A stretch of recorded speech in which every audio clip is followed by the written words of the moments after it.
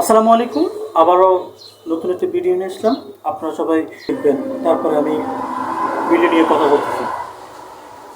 ভিক্ষা করার জিনিস বলেন, এটা এখানে জায়গা।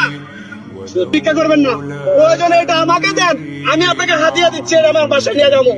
উনি বলছে আমি আর করুম না, না উনি করতে পারে না। আমি যাবার সময় জিজ্ঞেস করছি, উনি করতে পারে না। কোরআন দিয়ে ভিক্ষা করে কেন? কোরআন দিয়ে ভিক্ষা করে কেন? الشوق يبقى في اغترابي فقير في الحياة. ভিডিওটা সবাই দেখতে পাচ্ছেন? আসলে আমি আমাদের বাংলাদেশে কিছু মহিলাদের নিয়ে আমি কথা বলতেছি, যারা স্বামী থাকা সত্ত্বেও তারা ভিক্ষা করতেছে, যারা অসহায় থাকার মাঝেও ভিক্ষা করে, কিন্তু এটা আসলে ঠিক না।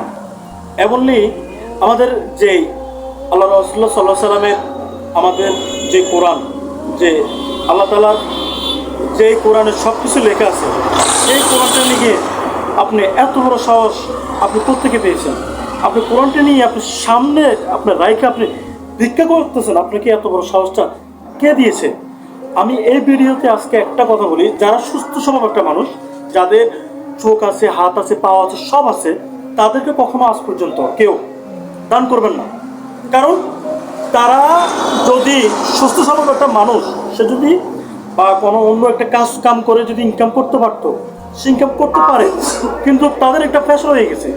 লাস্ট পর্যন্ত তাদের এত বড় সাহস এসেছে আমাদের কোরআনকে নিয়ে সামনে রাইখা তিনি ভিক্ষা করতেছে। তা আজকে আমি সবাইকে একটা কথা বলি, সুস্থ যারা আছে, সুস্থ মানুষ, হাত পা চোখ সব আছে, কাউকে সাহায্য করবেন না, আপনারা কাউকে কখনো দান করবেন না। যারা আপনার হাত পাও নাই বা অন্ধ, এদেরকে দান করেন। আমরা ইনশাল্লাহ আছি, এরকমভাবে আমাদের সমাজটাকে আমরা এরকম দেখতে চাই। সবাইকে আসসালামু আলাইকুম।